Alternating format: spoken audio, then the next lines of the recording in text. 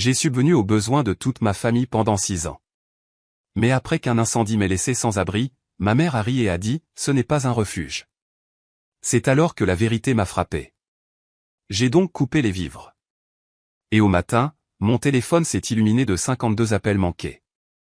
Je m'appelle Amandine Dubois, j'ai 28 ans et jusqu'à récemment, je dirigeais une entreprise de marketing en ligne prospère. Pendant 6 ans, j'ai subvenu aux besoins financiers de toute ma famille, payant leur hypothèque, leurs factures, tout. Puis, le mois dernier, un incendie a détruit mon appartement et mon bureau, j'ai tout perdu. Quand je me suis présenté à la porte de mes parents avec pour seul bien un sac à dos de quelques affaires rescapées, ma propre mère m'a ri au nez et m'a dit « Ce n'est pas un refuge ». Cette nuit-là, j'ai pris une décision qui a tout changé. Avant de vous raconter ce qui s'est passé après que j'ai coupé le moindre sou, dites-moi d'où vous regardez et abonnez-vous si vous voulez plus d'histoires sur la façon de poser des limites avec des membres de famille toxiques. J'ai grandi à Bordeaux, dans un foyer où l'argent était toujours un problème, non pas parce que nous n'en avions pas, mais parce que mes parents ne savaient pas le gérer. Mon père Gérard, maintenant âgé de 52 ans, n'a jamais gardé un emploi plus de 18 mois, il était embauché quelque part, commençait fort, puis démissionnait pour une offense perçue ou était licencié pour trop de jours d'absence. Ce qu'il ne manquait jamais, cependant, c'était sa partie de poker hebdomadaire avec des amis, qui se terminait généralement par son retour à la maison maudissant sa malchance.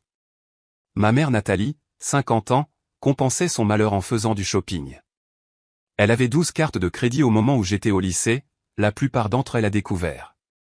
Son placard était rempli de vêtements qui avaient encore leurs étiquettes, tandis qu'elle se plaignait que nous ne pouvions pas nous permettre mes fournitures scolaires. « Amandine, tu ne comprends pas les responsabilités d'adulte », disait-elle chaque fois que je remettais en question leurs dépenses. À 16 ans, je travaillais après l'école à l'épicerie locale tout en maintenant une excellente moyenne scolaire, je comprenais la responsabilité mieux qu'eux. Mon jeune frère Julien, maintenant âgé de 26 ans, a suivi les traces de notre père. Il a abandonné le lycée professionnel après un semestre parce que, les entrepreneurs n'ont pas besoin de diplôme. Ces entreprises entrepreneuriales comprenaient une entreprise d'entretien de pelouse abandonnée après qu'il ait réalisé qu'elle exigeait de se lever tôt, un stratagème de distribution de boissons énergisantes qui était en fait un MLM qui lui a coûté 3 000 €, et un food truck qui n'a jamais dépassé la phase de planification, bien qu'il m'ait coûté 22 000 €. Ma sœur Stéphanie, 24 ans, était la protégée de ma mère. Belle et douée socialement, elle a appris très tôt que pleurer auprès de papa lui permettait généralement d'obtenir ce qu'elle voulait, malgré nos fonds limités. Quand elle n'obtenait pas ce qu'elle voulait, le traitement silencieux suivait, parfois pendant des semaines.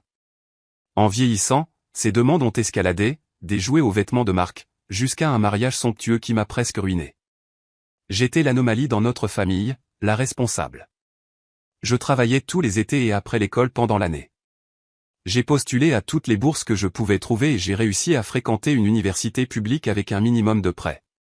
J'ai obtenu mon diplôme en commerce tout en occupant 3 emplois, barista le matin, assistante étudiante le jour et serveuse le week-end. L'été après l'obtention de mon diplôme, j'ai décroché un poste de marketing dans une agence locale. J'y ai travaillé pendant 2 ans, vivant frugalement et économisant chaque sou, tandis que mes collègues achetaient de nouvelles voitures et prenaient des vacances exotiques. La nuit et le week-end, je bâtissais ma propre clientèle, créant des sites web et gérant les médias sociaux pour les petites entreprises. À 24 ans, j'avais suffisamment de clients pour quitter mon emploi et lancer ma propre entreprise de marketing. En 6 mois, je gagnais plus que mes 2 parents réunis. C'est alors que les demandes ont commencé.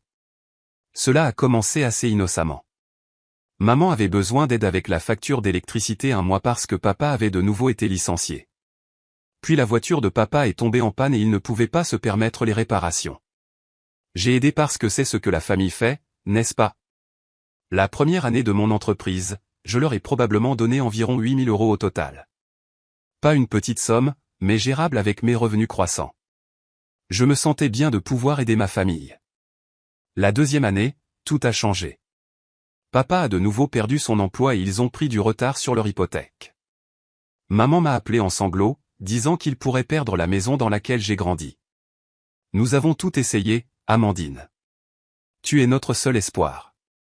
J'ai pris en charge leur paiement hypothécaire mensuel de 1 700 €, me disant que c'était temporaire. La 3e année, le temporaire était devenu permanent. Je payais maintenant leur hypothèque, leur service public et leur assurance automobile. Quand Julien est venu me voir avec son idée de food truck, je n'ai pas pu dire non. Il semblait si passionné, si convaincu que ce serait sa grande chance. L'investissement de 22 000 € a disparu en 4 mois, sans rien à montrer si ce n'est un camion à moitié emballé qui est resté dans l'allée de mes parents jusqu'à ce qu'ils le vendent pour la ferraille. La 4e année a apporté le mariage de Stéphanie. Elle s'était fiancée à un homme assez gentil qui travaillait dans les ventes mais ne pouvait pas se permettre le mariage de rêve qu'elle planifiait depuis l'enfance. Quand maman a appelé pour demander si je pouvais participer, j'ai demandé un budget. Le chiffre de 13 500 € m'a fait m'étouffer avec mon café. C'est plus que raisonnable pour un mariage modeste de nos jours, a insisté maman. J'ai fini par tout payer, de la salle à la lune de miel à Bali. La 5e année, papa a eu besoin d'une chirurgie d'urgence de la vésicule biliaire. Bien qu'il ait eu une assurance de base grâce à son nouvel emploi, la franchise était élevée. J'ai couvert les 8 500 € de frais médicaux et lui ai acheté une voiture d'occasion quand la sienne a finalement rendu l'âme. L'addiction au shopping de maman a empiré et je me suis retrouvé à rembourser ses cartes de crédit pour éviter que leur code de crédit ne chute complètement. La 6e année, l'année dernière, je subvenais entièrement aux besoins de toute ma famille. Mes parents n'avaient pas payé leur propre hypothèque depuis 4 ans. Je couvrais tous leurs services publics. J'ai payé le loyer de Julien après que son 3e colocataire l'ait expulsé pour ne pas avoir contribué. J'ai aidé Stéphanie avec le paiement de sa voiture quand elle a décidé qu'elle avait besoin d'un SUV flambant neuf malgré l'absence d'enfants. Au total, je dépensais plus de 6 000 € par mois pour ma famille tout en essayant de développer mon entreprise. La gratitude qui avait été présente la première année avait depuis longtemps disparu. Mon aide n'était pas appréciée, elle était attendue. Quand je ne pouvais pas transférer immédiatement de l'argent pour l'urgence de Stéphanie ou une vente chez un grand magasin haut de gamme où elle ne me parlait plus pendant des jours. Quand j'ai suggéré à papa de chercher un emploi plus stable, maman m'a accusé de le traiter d'échec après, tout ce que nous avons fait pour toi est devenu son refrain constant. Bien que je ne me souvienne pas exactement de ce qu'ils avaient fait, à part le minimum légal requis quand j'étais enfant, j'ai manqué des vacances avec des amis parce que quelqu'un avait toujours besoin de quelque chose. J'ai reporté l'achat de ma propre maison parce que mon argent était lié à la vie des autres. Je travaillais 60 heures par semaine pour maintenir le revenu nécessaire pour soutenir 5 adultes. Au fond, je savais que ce n'était pas bien. Mais chaque fois que j'envisageais de réduire, la culpabilité m'envahissait. La famille prend soin de la famille, disait maman. Et je la croyais, même si les soins ne semblaient couler que dans une seule direction. L'alarme incendie m'a réveillé à 2h17 du matin un mardi d'avril. Au début, j'ai pensé que c'était mon réveil qui dysfonctionnait, mais le son perçant était trop urgent, trop insistant. Quand j'ai ouvert la porte de ma chambre, une épaisse fumée noire m'a immédiatement forcé à me mettre à genoux. Mon appartement était au 3e étage d'une maison victorienne convertie. Je l'avais choisi spécifiquement parce que la spacieuse pièce avant faisait un parfait bureau à domicile. J'aimais ce vieil immeuble avec ses boiseries ornées et ses fenêtres en saillie. Maintenant, ces mêmes caractéristiques d'époque le transformaient en une poudrière. J'ai rampé jusqu'à la salle de bain, j'ai trempé une serviette dans l'eau et je me suis couvert le visage. À travers mes yeux larmoyants, je pouvais voir des flammes oranges vaciller sous la porte qui menait au couloir. L'incendie n'avait pas commencé dans mon unité, j'ai appris plus tard qu'il avait commencé dans la cuisine de ma voisine du dessous quand elle s'était endormie avec de l'huile chauffant sur la cuisinière, mais il se propageait rapidement. Ma sortie de secours était l'escalier de secours extérieur à la fenêtre de ma chambre. J'ai attrapé mon sac d'ordinateur portable, y ai fourré mon passeport, mon acte de naissance et le disque dur externe où je sauvegardais les fichiers clients. J'ai glissé mon téléphone et mon chargeur dans ma poche, enfilé les chaussures à côté de mon lit et grimpé sur le palier métallique. L'air nocturne était frais sur ma peau chauffée par la fumée. De l'escalier de secours, j'ai regardé avec horreur les flammes engloutir le magnifique vieil immeuble. Les voisins se sont rassemblés sur la pelouse en dessous, certains pleurant, d'autres filmant avec leur téléphone. Les camions de pompiers sont arrivés avec des sirènes hurlantes, mais il était déjà clair qu'ils ne pouvaient pas sauver la structure, seulement empêcher le feu de se propager au bâtiment voisin. Un pompier m'a aidé à descendre le dernier escalier, me demandant si j'étais blessé. Hormis une légère inhalation de fumée et le choc qui me traversait le corps, j'étais physiquement bien. Émotionnellement, c'était une autre histoire. Je suis resté sur le trottoir pendant des heures, enveloppé dans une couverture de la Croix-Rouge, regardant ma maison et mon bureau brûler en cendres. Au matin, il ne restait qu'un squelette carbonisé de bois noirci et de planchers effondrés.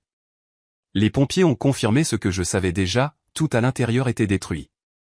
Mes meubles, mes vêtements, mes photos de famille, mon équipement professionnel, mes dossiers papier, tout avait disparu. Le premier coup est venu lorsque j'ai contacté ma compagnie d'assurance. J'avais une assurance locataire, mais il s'est avéré que le propriétaire de l'immeuble avait laissé sa police expirer 3 mois plus tôt. Ma couverture était minimale sans la police du propriétaire pour la compléter. L'expert en sinistre a estimé qu'il faudrait des semaines, voire des mois, pour traiter même le paiement limité que je pourrais recevoir. Les 3 premières nuits, j'ai séjourné dans un hôtel qui coûtait 179 € par nuit, une dépense que je ne pouvais pas soutenir longtemps. Mon entreprise fonctionnait principalement depuis mon bureau à domicile, et sans mon équipement et mes fichiers, je ne pouvais pas travailler. Bien que la plupart des informations de mes clients aient été sauvegardées en ligne, mon ordinateur, mon appareil photo professionnel, mon équipement d'éclairage et d'autres outils avaient disparu. J'avais toujours été prudente avec l'argent, mais le soutien de ma famille avait épuisé mes économies. Le fonds d'urgence que j'avais autrefois était épuisé après avoir payé la voiture de papa l'année dernière. J'avais environ 3200 € sur mon compte courant, assez pour peut-être 2 semaines de séjour à l'hôtel et de nécessités de base, mais pas assez pour verser une caution sur un nouvel appartement tout en maintenant les besoins financiers de ma famille. Mes amis Margot et Thomas ont offert leur canapé pour quelques nuits, mais ils vivaient dans un minuscule appartement d'une chambre avec à peine assez de place pour eux-mêmes. J'ai accepté avec gratitude, ne voulant pas imposer plus que le strict nécessaire. Au 5e jour après l'incendie, je manquais d'options. J'avais demandé une aide d'urgence, mais sans enfant à charge, je n'étais pas en haut de la liste de priorités. J'avais appelé chaque appartement abordable de la région, mais sans preuve d'emploi actuel mes cartes de visite et mes supports marketing avaient brûlé ou les propriétaires étaient hésitants. C'est alors que j'ai pris la décision qui me semblait si évidente que j'étais presque gêné de ne pas y avoir pensé immédiatement. Après 6 ans à soutenir ma famille, à payer leur hypothèque, leurs services publics, leur paiement de voiture et plus encore, ils m'aideraient sûrement pendant quelques semaines jusqu'à ce que je me remette sur pied. J'ai appelé ma mère en premier, lui expliquant la situation en détail. Sa réponse fut tiède au mieux. « Oh, c'est terrible, ma chérie. Je suis si désolé d'entendre ça. » La sympathie dans sa voix ne correspondait pas à ses mots. « Tu sais que notre chambre d'amis est utilisée pour le stockage en ce moment, et ton père ne se sent pas très bien. Ce n'est pas vraiment le bon moment. » J'étais stupéfaite. Pas le bon moment ? J'avais envoyé de l'argent quand ce n'était pas le bon moment pour moi, pendant 6 ans. Mais j'ai tenu ma langue, pensant que c'était peut-être juste le choc de la nouvelle. Peut-être que si je le demandais en personne, que j'expliquais à quel point ma situation était désespérée, il comprendrait. Je pensais peut-être venir ce soir, ai-je dit prudemment. Juste pour parler des options. Bien sûr, ma chérie, nous serons à la maison. J'ai emprunté la voiture de Margot et j'ai fait les 30 minutes de route jusqu'à la maison de mes parents en banlieue de Bordeaux, la maison dont je payais l'hypothèque depuis 4 ans. La soirée de printemps était agréable, avec le soleil de fin de journée qui réchauffait le tableau de bord. J'ai répété ce que j'allais dire, comment j'expliquerais que c'était temporaire, que j'avais juste besoin d'un endroit où rester pendant quelques semaines le temps de régler les choses. Je ne demandais pas d'argent, juste un toit au-dessus de ma tête, le toit que je payais. En entrant dans leur allée, j'ai ressenti un mélange de soulagement et d'appréhension. La maison était la même que d'habitude, pelouse bien entretenue par un service que je payais, peinture fraîche de l'été dernier, aussi à mes frais, et les parterres de fleurs de maman en pleine floraison avec des bulbes de printemps. Les 2 voitures de mes parents étaient dans l'allée, la Ford de papa, vieille de 2 ans, achetée avec mon argent, et le SUV de maman, paiement mensuel à ma charge. J'ai pris une profonde inspiration et suis sorti de la voiture, serrant le sac à dos qui contenait tout ce que je possédais désormais au monde. Maman a ouvert la porte avant que je ne puisse frapper, ses yeux s'écarquillant à mon apparence. Je n'avais pas eu accès à la plupart de mes vêtements ou de mon maquillage depuis l'incendie et j'alternais entre 2 t-shirts empruntés à Margot. Mes cheveux sentaient légèrement le fumet malgré plusieurs lavages. « Amandine, tu as l'air fatiguée. » Elle a hésité avant de s'écarter pour me laisser entrer. La maison était immaculée comme toujours. Des fleurs fraîches étaient posées sur la table de l'entrée et je pouvais sentir quelque chose cuire dans la cuisine. Le contraste entre le confort de cette maison et ma situation actuelle m'a serré la gorge. « Papa est là ?» ai-je demandé en la suivant jusqu'à la cuisine. Dans le salon, il regarde ses émissions, a-t-elle fait un geste vague avant d'ouvrir le réfrigérateur. « As-tu mangé ? Je pourrais te faire un sandwich. » « Je n'ai pas faim, merci. » En vérité, Je n'avais pas mangé depuis le matin, mais la nourriture était la dernière chose qui me préoccupait. Papa a à peine levé les yeux quand je suis entré dans le salon. Il était affalé dans son fauteuil inclinable, celui que je lui avais acheté pour Noël l'année dernière, regardant un match de baseball sur la grande télévision à écran plat qui avait été mon cadeau après sa promotion, qu'il a perdu 3 mois plus tard. Salut papa. Salut petite. Ses yeux se sont posés sur moi brièvement avant de retourner au match. J'ai entendu parler de l'incendie. Coup dur. Coup dur. Comme si j'avais perdu un pari anodin. Pas tout ce que je possédais. Je me suis assise sur le canapé et j'ai attendu que maman nous rejoigne. Quand elle l'a fait, portant un verre de vin pour elle-même mais rien pour moi, j'ai lancé mon discours soigneusement préparé. Comme vous le savez, j'ai tout perdu dans l'incendie. Mon assurance me pose des problèmes et il faudra un certain temps avant que je puisse me remettre sur pied. J'ai pris une profonde inspiration. J'espérais pouvoir rester ici quelques semaines, le temps de régler les choses. Juste jusqu'à ce que je puisse trouver un nouvel appartement et remplacer mon équipement de travail. Le silence qui a suivi a semblé durer des minutes, bien qu'il n'ait probablement duré que quelques secondes. Maman a pris une gorgée de son vin, son expression passant d'une fausse inquiétude à une irritation évidente. Amandine, tu sais que nous t'aimons, mais ce n'est vraiment pas le bon moment. Ton père ne se sent pas bien et nous avons transformé la chambre d'amis en espace de stockage.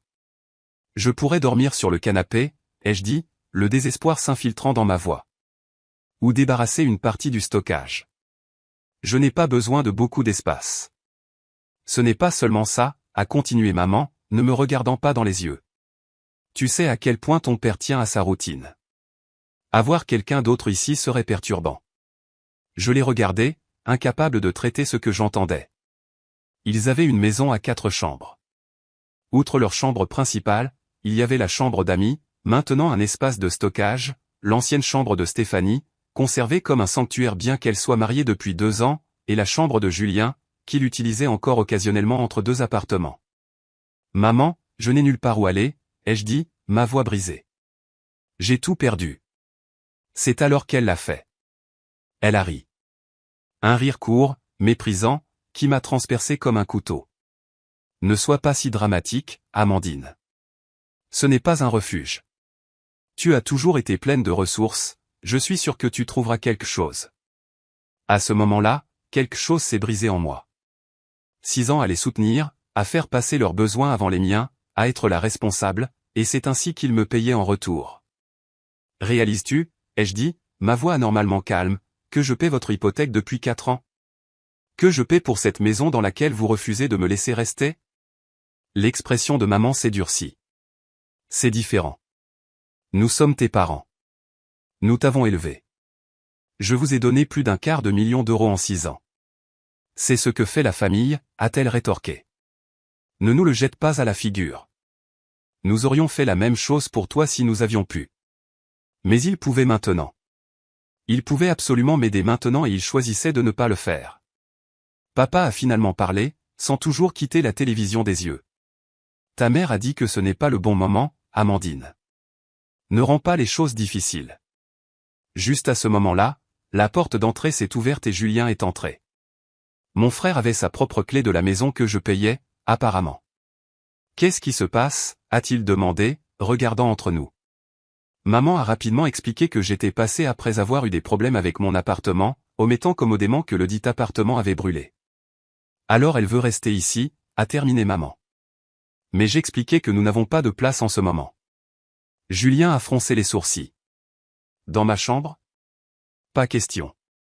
J'ai tout mon équipement de jeu installé et j'organise un tournoi ce week-end. Tu n'habites même pas ici, je n'ai pas pu m'empêcher de crier. Je reste ici tout le temps, a-t-il rétorqué. C'est toujours ma chambre. Je me suis levé, tremblant de rage et d'incrédulité. J'ai tout payé pour cette famille pendant 6 ans. Tout. L'hypothèque de cette maison, les services publics, le service d'entretien de la pelouse, les paiements de voiture, le loyer de Julien quand il a été expulsé, le mariage de Stéphanie, les factures médicales de papa. Je pleurais maintenant, les larmes coulant sur mon visage. J'ai tout perdu dans cet incendie. Tout. Et vous ne pouvez même pas m'offrir un canapé pour dormir. Maman s'est levée aussi, le visage rouge de colère ou d'embarras, je ne pouvais pas dire lequel. Ça suffit, Amandine. Si tu ne nous as aidés que pour nous le jeter à la figure plus tard, alors peut-être que tu devrais arrêter. Peut-être que je devrais, ai-je murmuré. Comme sur commande, le téléphone de maman a sonné. Elle l'a regardé, puis a répondu. Salut Stéphanie. Oui, elle est là. Une pause. En fait, je crois qu'elle part. J'ai entendu la voix de ma sœur à l'autre bout, posant des questions. Maman m'a tendu le téléphone. Elle veut te parler. Avec des mains tremblantes, j'ai pris le téléphone. Allô? Amandine, maman m'a envoyé un message à propos de l'incendie. Je suis si désolé. La voix de Stéphanie contenait plus de réelle sympathie que celle de mes parents. Pendant un bref instant, j'ai ressenti une bouffée d'espoir. Merci Steph. Ça a été difficile. Je demandais à maman et papa si je pouvais rester ici un peu le temps de trouver des solutions. Oh. Son ton a changé immédiatement. Eh bien, j'offrirai notre place, mais tu sais à quel point c'est petit. Et la mère de Romain nous rend visite la semaine prochaine. Une pause. Je pourrais te prêter des vêtements, par contre. Peut-être envoyer une carte cadeau pour des plats à emporter. Le dernier fil d'espoir s'est rompu. Ne t'en fais pas, ai-je dit platement et j'ai rendu le téléphone à maman sans dire au revoir. J'ai attrapé mon sac à dos là où je l'avais posé près du canapé. Personne n'a parlé quand je me suis dirigé vers la porte d'entrée. Personne n'a essayé de m'arrêter. Alors que j'ouvrais la porte, la pluie a commencé à tomber. Une touche cinématographique parfaite pour le pire jour de ma vie. Amandine a appelé maman alors que je sortais. Je me suis retourné, pensant qu'elle avait peut-être changé d'avis. Au lieu de cela, elle a dit, tu enverras toujours le paiement de l'hypothèque le premier? Nous avons cette facture de taxe foncière qui arrive. Je n'ai pas répondu. Je n'ai pas pu. J'ai simplement tourné le dos et suis allé vers ma voiture empruntée, la pluie trempant mon mince t-shirt. Dans la voiture, je suis resté assise, moteur éteint, à regarder la maison à travers le pare-brise strié de pluie. 6 ans de soutien, de sacrifice de mes propres rêves pour leur confort, et ils ne pouvaient pas m'offrir un canapé pour quelques nuits. Le poids de ce rejet m'a écrasé jusqu'à ce que je puisse à peine respirer. J'ai posé ma tête sur le volant et j'ai sangloté. Des sanglots profonds et douloureux qui venaient de quelque part de primitif en moi. À ce moment-là, garé devant la maison que je payais, j'ai réalisé une vérité dévastatrice, pour ma famille, je n'étais pas une fille ou une sœur.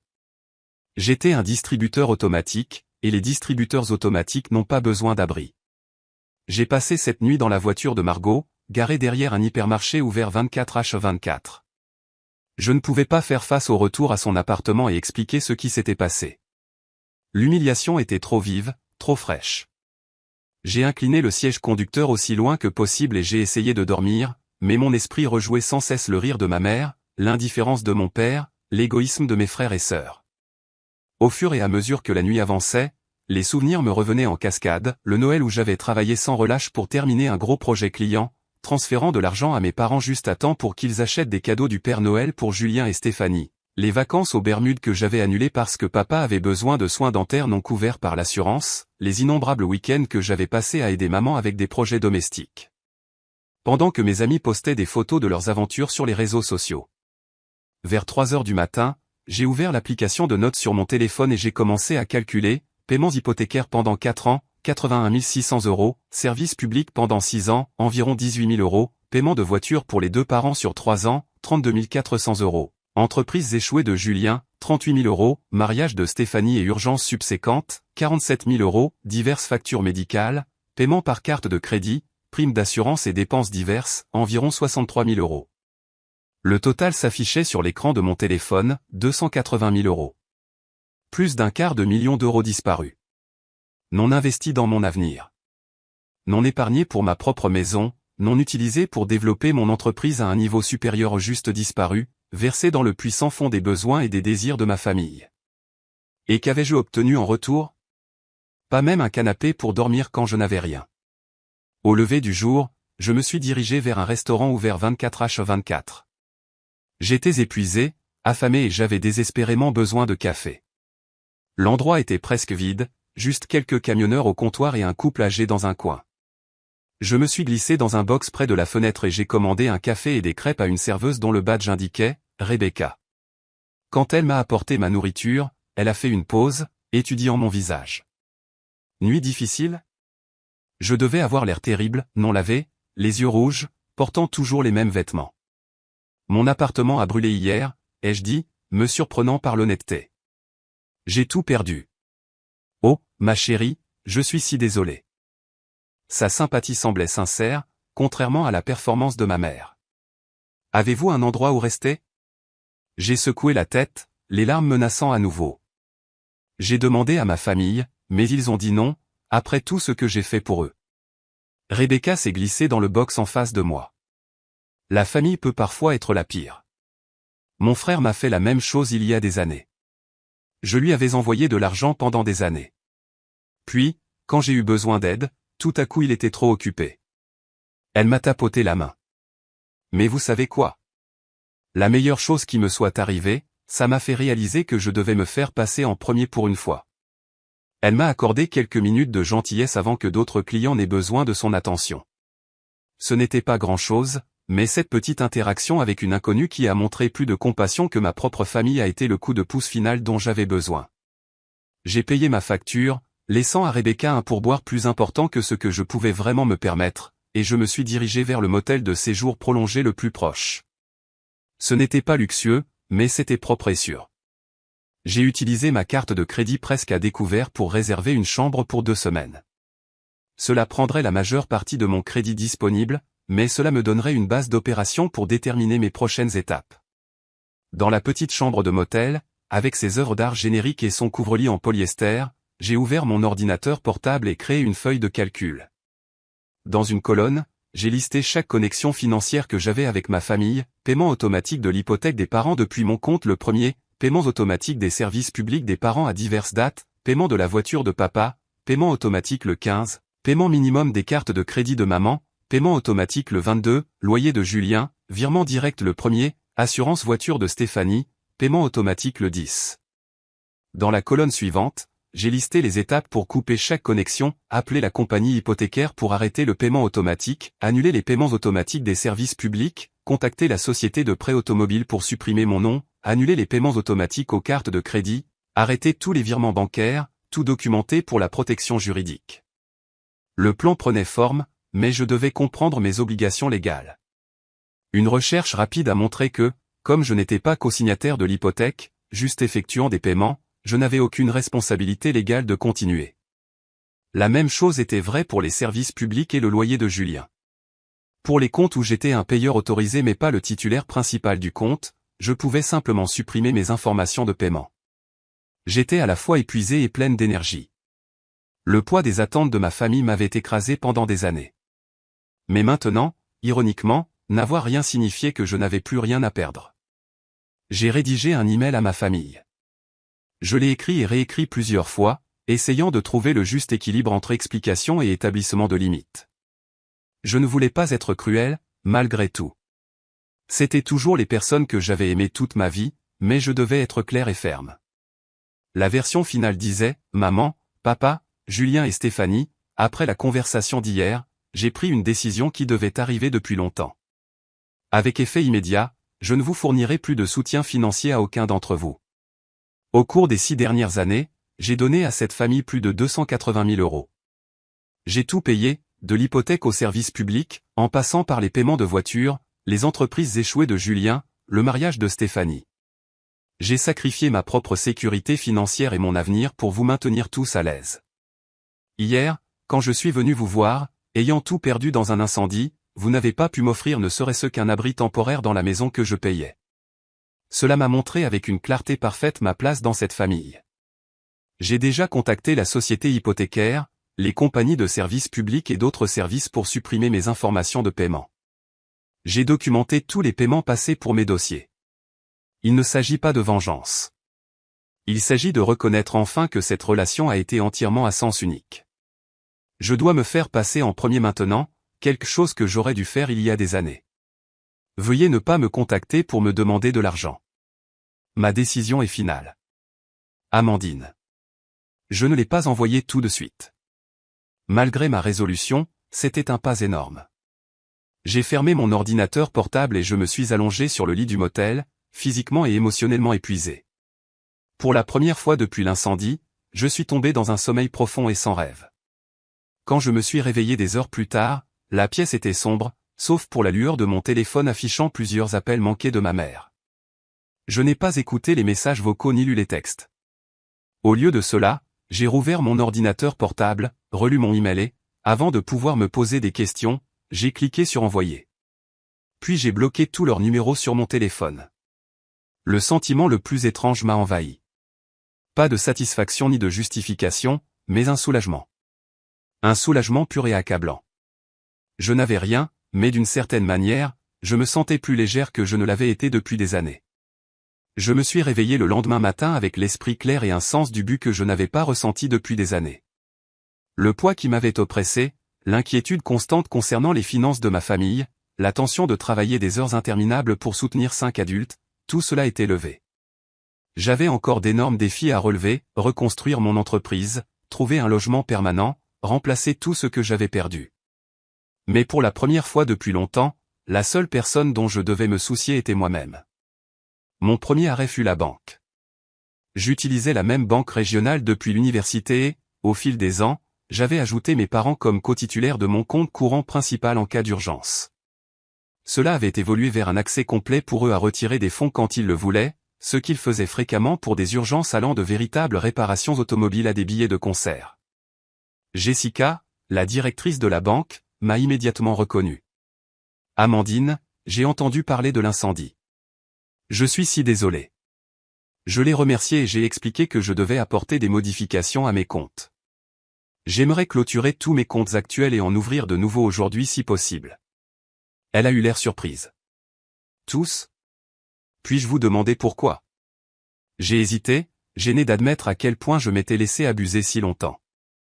Mais Jessica avait vu les schémas dans mes comptes, les gros retraits, les transferts constants vers les membres de ma famille.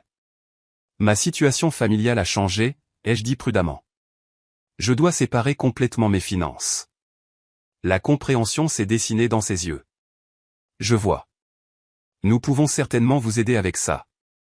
Pendant l'heure qui a suivi, Jessica m'a aidé à clôturer mes comptes existants et à en ouvrir de nouveaux avec des fonctionnalités de sécurité renforcées. Elle s'est assurée que mes dépôts directs de clients seraient transférés vers les nouveaux comptes et m'a aidé à commander de nouvelles cartes de débit et de crédit. A-t-il autre chose que nous puissions faire pour vous aider ? A-t-elle demandé alors que nous terminions la paperasse. En fait, oui. Pouvez-vous imprimer des relevés montrant tous les transferts que j'ai effectués vers ces comptes au cours des 6 dernières années ? Je lui ai montré la liste des numéros de compte des membres de ma famille. J'ai besoin de la documentation de tout ce que j'ai payé. Jessica a hoché la tête. À des fins juridiques, juste au cas où, ai-je répondu. Mon prochain arrêt fut la société hypothécaire. Je payais la maison de mes parents par des prélèvements automatiques de mon compte. Le représentant du service client a d'abord semblé confus par ma demande. Vous voulez supprimer le paiement automatique, mais vous n'êtes pas le détenteur de l'hypothèque ? C'est exact. J'ai effectué des paiements au nom de mes parents, mais je ne le ferai plus. Je vois. Sont-ils au courant de ce changement ? Ils le seront, ai-je dit fermement. Je ne suis pas responsable de leur hypothèque. J'ai aidé volontairement et cette aide prend fin. Après avoir vérifié mon identité en tant que source de paiement, ils ont traité ma demande. J'ai demandé et reçu un relevé montrant tous les paiements effectués depuis mon compte au cours des 4 dernières années, totalisant 81 600 €. Tout au long de la journée, j'ai méthodiquement parcouru ma liste. J'ai appelé chaque compagnie de services publics, chaque prêteur automobile et chaque compagnie de carte de crédit. J'ai supprimé mes informations de paiement de chaque compte.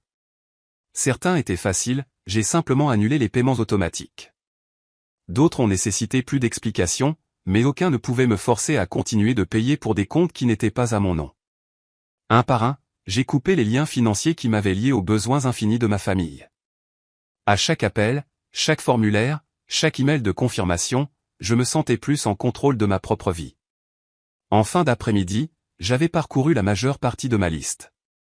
Mon téléphone n'avait cessé de sonner. Ma famille avait découvert qu'elle ne pouvait plus accéder à mes comptes bancaires et essayait de me joindre. J'avais débloqué leur numéro pour documenter le harcèlement, mais je ne répondais pas aux appels ni aux messages. L'appel le plus difficile fut celui à la compagnie de prêts étudiants, où j'étais co-signataire des prêts de Julien. Des prêts qu'il avait cessé de payer il y a des années, me laissant couvrir les paiements pour protéger ma cote de crédit. Je ne pouvais pas simplement me retirer en tant que co-signataire, mais j'ai mis en place un plan de paiement minimum qui empêcherait le compte de tomber en défaut pendant que j'explorais les options légales pour supprimer complètement mon nom. Après avoir parcouru ma liste de tâches financières, j'ai passé un dernier appel à un service d'aide juridique qui offrait des consultations gratuites. J'ai expliqué ma situation à l'avocate qui a pris mon appel, lui demandant s'il y avait autre chose que je devais faire pour me protéger. « Vous avez déjà fait la plupart des bonnes choses », m'a-t-elle assuré. La documentation des paiements passés était particulièrement intelligente. Puisque vous n'étiez pas contractuellement obligé d'effectuer ces paiements, à l'exception du prêt étudiant que vous avez co-signé, vous n'avez aucune responsabilité légale de continuer.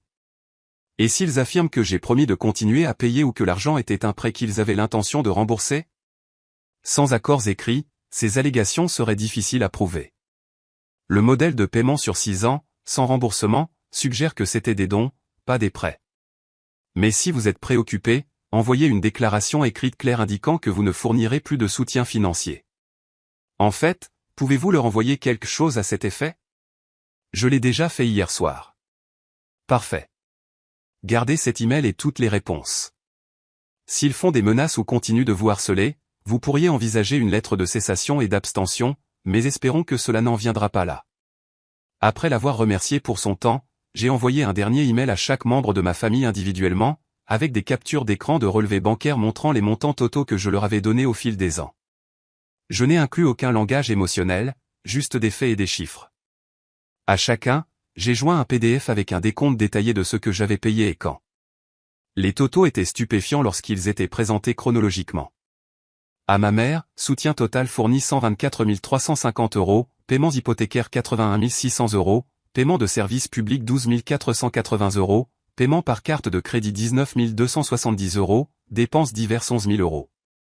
À mon père, soutien total fourni 62 800 €, paiement de voiture 18 400 €, facture médicale 21 400 €, prêt personnel 23 000 €.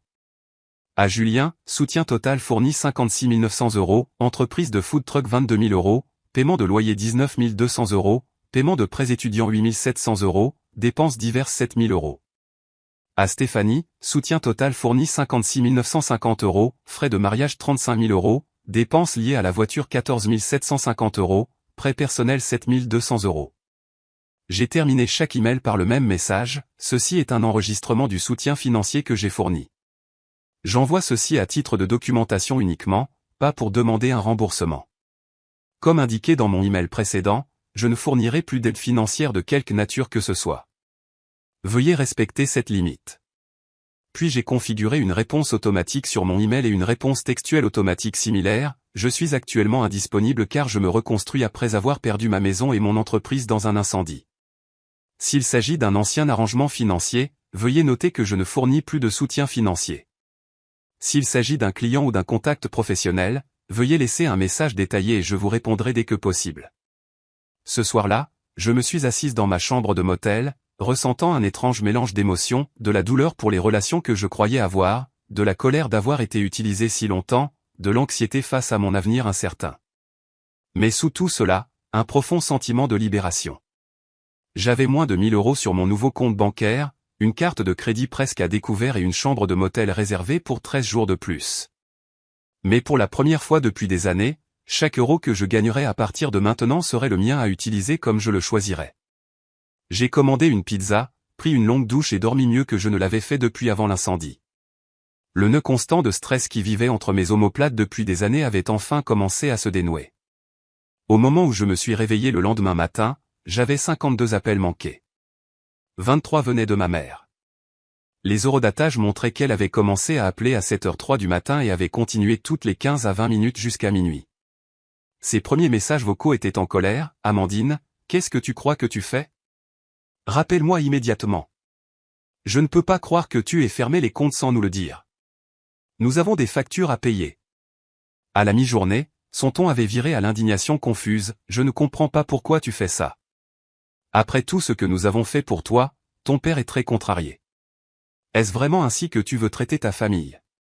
Les messages du soir sont devenus larmoyants et manipulateurs. S'il te plaît, Amandine, nous avons besoin de toi.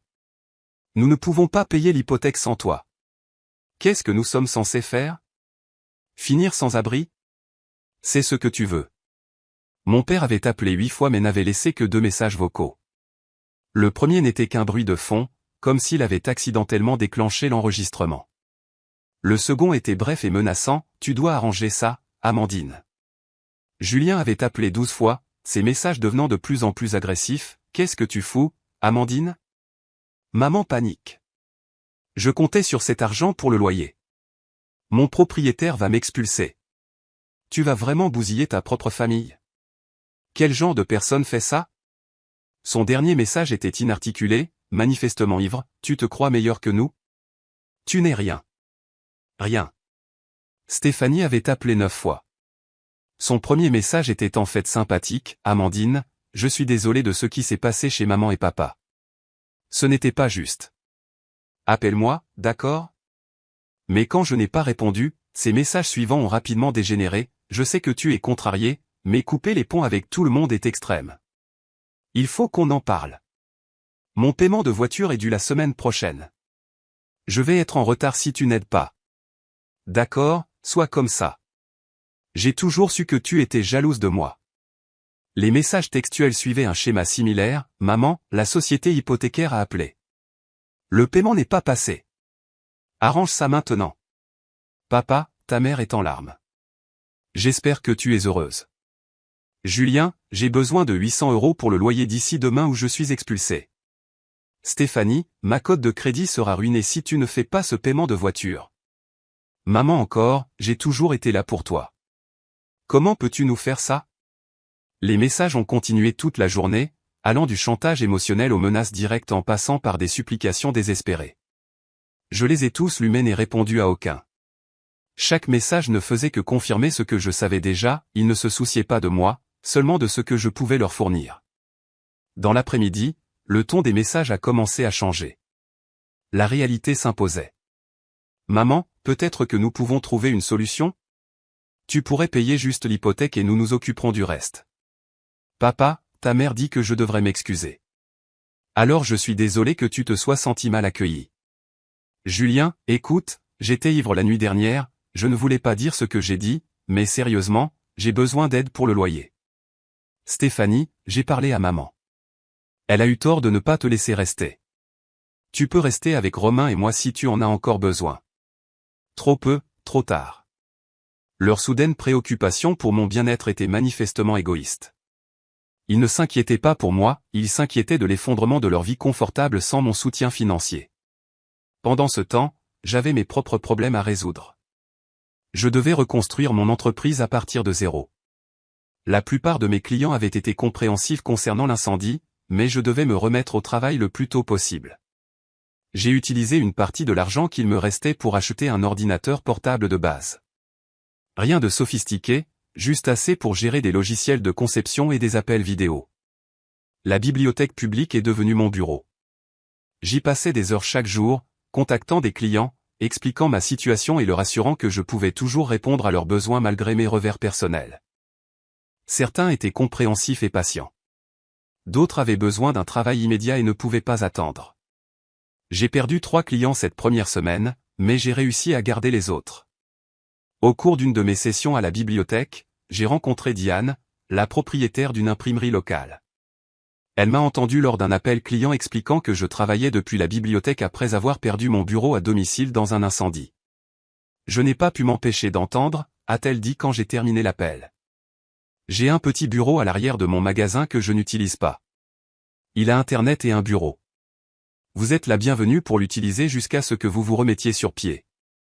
J'étais stupéfaite par la gentillesse d'une parfaite inconnue. Je ne pouvais pas abuser de la sorte. Il est de toute façon vide, a-t-elle insisté, et j'aurai besoin d'aide avec mon site web quand vous aurez le temps. Peut-être pourrions-nous faire un échange? Le même jour, par l'intermédiaire de Diane, j'ai rencontré Rachel, une propriétaire foncière qui possédait plusieurs propriétés dans la région. Quand elle a entendu mon histoire, la vraie histoire, pas la version éditée que je donnais à la plupart des gens, elle m'a offert un petit appartement d'une chambre à un loyer inférieur au marché. Il a besoin d'être peint et de quelques réparations mineures, a-t-elle expliqué. Si vous êtes prête à faire le travail vous-même, je réduirai le loyer mensuel de 200 € et renoncerai au dépôt de garantie. L'appartement était minuscule et démodé, avec du papier peint délavé et des tapis usés, mais il était propre et structurellement sain. Le jour où j'ai signé le bail, Diane est arrivée avec une pizza et un cadeau de pendaison de crémaillère, un bureau d'occasion qu'elle avait en stock. Pour votre nouveau bureau à domicile, a-t-elle dit avec un sourire. Lentement, j'ai commencé à reconstruire. Je passais les soirées à peindre l'appartement et les jours de semaine à travailler depuis le bureau arrière de Diane. J'ai trouvé un canapé d'occasion sur un site de petites annonces et acheté de la vaisselle dans un magasin discount. Ce n'était pas grand-chose, mais c'était à moi, et personne ne pouvait me l'enlever. Au fil des semaines, les appels et les messages de ma famille ont progressivement diminué. Ils avaient réalisé que je ne changerais pas d'avis. Maman appelait toujours tous les quelques jours, mais ses messages étaient devenus résignés plutôt qu'exigeants. Nous avons dû contracter un prêt pour couvrir l'hypothèque, a-t-elle rapporté, s'attendant clairement à ce que je me sente coupable. Ton père a dû prendre un deuxième emploi à la quincaillerie, à son âge. Julien a été expulsé. Il dort sur notre canapé maintenant. J'écoutais les messages mais continuais à ne pas répondre. Chaque mise à jour ne faisait que confirmer qu'ils avaient été capables de résoudre leurs propres problèmes depuis le début. Ils n'avaient tout simplement pas voulu. Environ un mois après que j'ai coupé les ponts, je travaillais à l'imprimerie quand Diane a passé la tête. Il y a quelqu'un ici qui vous demande. Une femme dit quelle est votre mère. Mon cœur s'est emballé. Je ne veux pas la voir. Diane a hoché la tête, comprenant immédiatement. Je lui dirai que vous n'êtes pas là. Non, ai-je dit en me levant. Je lui dirai moi-même. Ma mère se tenait près du comptoir, l'air déplacé dans ses vêtements chers et ses cheveux parfaitement coiffés. Quand elle m'a vu, son expression s'est éclaircie. Amandine. Enfin, tu étais impossible à joindre. J'ai gardé ma voix calme et professionnelle, consciente des clients dans le magasin. J'ai été clair sur mes limites, maman. Je ne veux pas parler. Ne sois pas ridicule. Nous sommes de la famille. Nous devons discuter de cette situation. Elle a baissé la voix. Ton père et moi avons des difficultés. La banque menace de saisie. Je suis désolé d'entendre cela. Vous devriez parler à un conseiller financier. Ses yeux se sont rétrécis. C'est tout ce que tu as à dire? Après tout ce que nous avons fait pour toi. Qu'avez-vous exactement fait pour moi, maman? Quand j'ai tout perdu et que j'avais besoin d'un endroit où rester, vous m'avez ri au nez. C'était un malentendu. J'étais stressé. Tu sais comment ton père est quand sa routine est perturbée. J'ai secoué la tête. Ce n'était pas un malentendu. C'était un moment de clarté. Pendant 6 ans, je vous ai tout donné. Et quand j'ai eu besoin du strict minimum en retour, vous m'avez montré exactement où j'en étais. Alors c'est ça? Tu nous punis parce que nous n'avons pas pu t'héberger pendant quelques jours? Je ne punis personne. Je prends soin de moi pour la première fois de ma vie d'adulte. Vous êtes tous des adultes capables. Débrouillez-vous, tout comme j'ai dû le faire. Son visage s'est durci. Je n'aurais jamais pensé que ma propre fille serait si froide, si égoïste. J'ai failli rire de l'ironie. Au revoir, maman. S'il te plaît, ne reviens plus ici.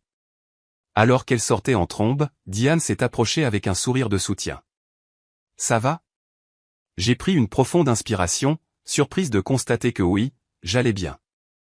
La confrontation avec ma mère fut le dernier contact direct que j'eus avec ma famille. Par des connaissances mutuelles, j'appris que mes parents avaient bien contracté un prêt hypothécaire pour couvrir leurs dépenses. Julien avait trouvé un emploi dans un centre d'appel et Stéphanie et son mari Romain avaient déménagé dans un appartement plus petit.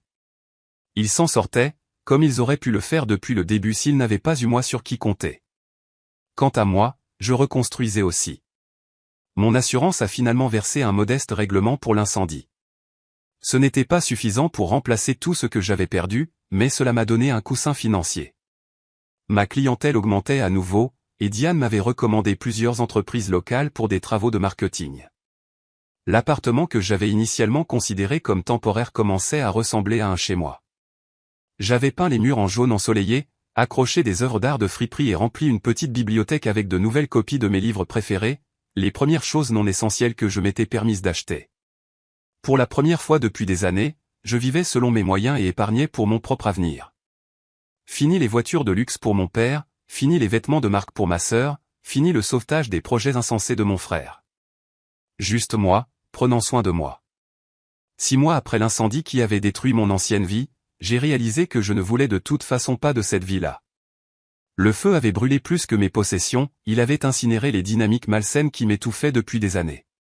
Parfois, tout perdre est le seul moyen de découvrir ce dont on a vraiment besoin. Cela fait exactement 1 an que l'incendie a tout changé. Assise dans mon appartement, ma vraie maison maintenant, pas seulement un refuge temporaire, je reconnais à peine la personne que j'étais il y a 12 mois. La femme qui a tout sacrifié pour des gens qui ne lui ont rien donné en retour me semble étrangère maintenant. Mon nouvel endroit n'est pas chic, mais il est à moi d'une manière que mon ancien appartement n'a jamais été. J'ai peint chaque pièce d'une couleur différente, des choix audacieux que je n'aurais jamais fait auparavant. Le salon est d'un terre cuite chaleureux. La chambre, un vert sauge paisible. Le petit bureau à domicile, un jaune joyeux. Des meubles d'occasion que j'ai restaurés avec amour remplissent l'espace. C'est éclectique et imparfait, mais chaque objet représente un choix que j'ai fait pour moi-même, pas une obligation envers quelqu'un d'autre. Après l'incendie, l'offre d'espace de bureau de Diane a évolué en un partenariat commercial. Nous avons combiné son imprimerie avec mes services de marketing numérique pour créer une agence de marketing à service complet pour les entreprises locales. Nous sommes petits mais en croissance constante, avec une liste de clients qui a doublé au cours des 6 derniers mois. Le règlement d'assurance est finalement arrivé, plus important que ce que j'avais initialement prévu, grâce à un expert diligent qui s'est battu pour une juste compensation. J'en ai utilisé une partie pour acheter du nouvel équipement pour l'entreprise et j'ai investi le reste, mes premières vraies économies pour l'avenir. Les séances de thérapie hebdomadaires avec la docteure Laura ont été instrumentales dans mon processus de guérison. Ce que vous avez vécu était de l'abus financier, m'a-t-elle dit lors de notre première séance, donnant un nom à la dynamique dans laquelle j'étais piégé depuis des années. Mais c'est ma famille, ai-je protesté. La famille n'est-elle pas censée s'entraider? Le soutien familial doit être réciproque, a-t-elle expliqué gentiment. Quand il coule constamment dans une seule direction, c'est de l'exploitation, pas de la famille. Grâce à la thérapie, j'ai fini par comprendre les émotions complexes qui m'ont maintenu dans ce schéma malsain si longtemps, la culpabilité instillée dès l'enfance, la fausse responsabilité que je ressentais pour le bien-être de ma famille, la façon dont ils ont manipulé mon empathie et transformé ma générosité en obligation. Vous n'avez pas causé leurs problèmes, me rappelait souvent la docteure Laura. Et vous ne pouvez pas les résoudre. Ce sont des adultes responsables de leurs propres choix. C'était une vérité simple, mais que je n'avais jamais pleinement comprise jusqu'à présent. L'un des développements les plus surprenants de ma guérison a été la formation d'amitié sincère. Diane et Rachel sont devenus non seulement des partenaires commerciaux et ma propriétaire, mais de véritables amis qui n'attendaient rien de moi au-delà du respect mutuel et de dîners occasionnels. J'avais été tellement absorbé par les besoins de ma famille pendant si longtemps que j'avais oublié ce que ressentaient des relations équilibrées. Par l'intermédiaire de Diane, j'ai rencontré d'autres personnes de la communauté des affaires locales, des gens qui valorisaient mes compétences et mes idées, pas seulement ce que je pouvais leur donner. J'ai rejoint un club de lecture à la bibliothèque et un groupe de randonnée le week-end. Lentement, j'ai bâti un cercle de connexion basé sur des intérêts partagés et une attention authentique, plutôt que sur l'obligation et la culpabilité. 6 mois après avoir coupé les ponts avec ma famille, une lettre est arrivée de mon père. Elle était brève et maladroitement écrite, « Amandine, je sais que je n'ai jamais été le père que tu méritais. Ta mère et moi avons fait beaucoup d'erreurs. Nous avons profité de ta générosité et nous t'avons laissé tomber quand tu avais besoin de nous. Les derniers mois ont été difficiles mais nécessaires. Nous apprenons à nous débrouiller seuls à nouveau. Julien a gardé son emploi depuis 4 mois maintenant, un nouveau record. Stéphanie et Romain ont déménagé dans un endroit plus petit et attendent un bébé en mars. Je ne demande ni argent ni pardon. Je voulais juste que tu saches que nous allons bien et j'espère que toi aussi. Papa. J'ai lu la lettre plusieurs fois, cherchant la manipulation cachée entre les lignes, mais je n'en ai trouvé aucune. Ce n'était pas une grande excuse ni une demande de réconciliation, juste une simple reconnaissance de la réalité et ce qui semblait être une véritable préoccupation pour mon bien-être. J'ai décidé de ne pas répondre, mais j'ai gardé la lettre. C'était comme fermer un chapitre, non pas avec colère ou ressentiment, mais avec une acceptation tranquille que certaines relations ne peuvent et ne doivent pas être sauvées. Le mois dernier, lors d'une conférence de marketing régional, j'ai rencontré Benoît, le propriétaire d'une entreprise de développement web dans une ville voisine. Nous avons échangé sur des défis commerciaux communs et un amour mutuel du rock alternatif des années 90. Après plusieurs réunions professionnelles qui sont progressivement devenues moins axées sur le travail et plus sur la connaissance mutuelle, il m'a invité à dîner. Lors de notre 3e rendez-vous, je lui ai tout raconté, l'incendie, ma famille, les années d'abus financiers et ma décision de couper les ponts. J'attendais un jugement ou du moins un malaise, mais il a écouté avec une empathie sincère. Mon colocataire de collège a vécu quelque chose de similaire avec ses parents, a partagé Benoît. Il lui a fallu des années pour établir des limites.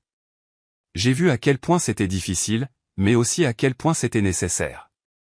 Ce qui m'a le plus frappé, c'est le respect de Benoît pour mes décisions. Il n'a jamais suggéré que je devrais me réconcilier ou pardonner et oublier. Il a compris que certains ponts ne sont pas destinés à être reconstruits. Au fur et à mesure que notre relation s'est développée, j'ai découvert ce à quoi ressemble un soutien sain. Quand j'ai mentionné vouloir étendre les services de notre agence, Benoît a proposé de me présenter à des clients potentiels, non pas en prenant le contrôle ou en finançant l'expansion, mais en établissant des liens et en partageant des connaissances. Quand j'ai eu un accident de voiture mineur, il m'a conduit à mes rendez-vous et m'a apporté de la soupe, mais ne m'a jamais fait sentir redevable. C'est un partenariat d'ego, pas un flux sacrificiel à sens unique. La différence est profonde. Le premier anniversaire de l'incendie semblait être le bon moment pour la réflexion. Alors ce matin, j'ai fait une randonnée jusqu'à un point de vue panoramique à l'extérieur de la ville de Bordeaux. Assise sur un rocher avec la vallée étendue en contrebas, j'ai pensé à tout ce que j'avais perdu et gagné l'année dernière. J'ai perdu mon appartement, mes possessions et mes relations familiales dysfonctionnelles. J'ai gagné le respect de moi-même, de véritables amitiés et une compréhension plus claire de ma propre valeur. Les pertes matérielles étaient difficiles mais finalement remplaçables. Les gains psychologiques étaient inestimables. Au loin, je pouvais voir la ville où mes parents vivaient encore dans la maison que j'avais payée. Je ne ressentais aucune envie de m'y rendre. Aucune poussée de culpabilité ou d'obligation. Ce chapitre était clos. Mon téléphone a vibré avec un SMS de Benoît, j'espère que la randonnée vous apporte la perspective que vous vouliez. Dîner plus tard ? J'ai souri et répondu, oui, avant de ranger le téléphone et de reporter mon attention sur la vue. Le ciel était d'un bleu impossible, la vallée luxuriante de la croissance estivale. Tout était exactement comme il se doit. J'ai appris que la famille n'est pas définie par le sang ou l'obligation. La famille est composée des personnes qui vous soutiennent lorsque vous en avez besoin, non pas parce qu'elles attendent un remboursement, mais parce qu'elles vous apprécient en tant que personne. Selon cette définition, j'ai construit une famille plus vraie au cours de la dernière année que je n'en avais eu au cours des 28 années précédentes. L'incendie a détruit ma maison mais a illuminé une vérité que je devais voir, parfois, tout perdre est la seule façon de trouver ce qui compte vraiment. Avez-vous déjà dû poser des limites difficiles avec des membres de votre famille qui ont profité de votre générosité ? Ou avez-vous perdu quelque chose d'important pour vous rendre compte que cela vous retenait en fait ? J'aimerais entendre vos histoires dans les commentaires ci-dessous. Et si cette histoire a résonné en vous, veuillez appuyer sur le bouton j'aime et vous abonner pour en savoir plus sur mon cheminement vers une vie plus saine et plus heureuse selon mes propres termes. Merci de votre écoute et rappelez-vous que vous méritez des relations qui vous élèvent, pas qui vous épuisent.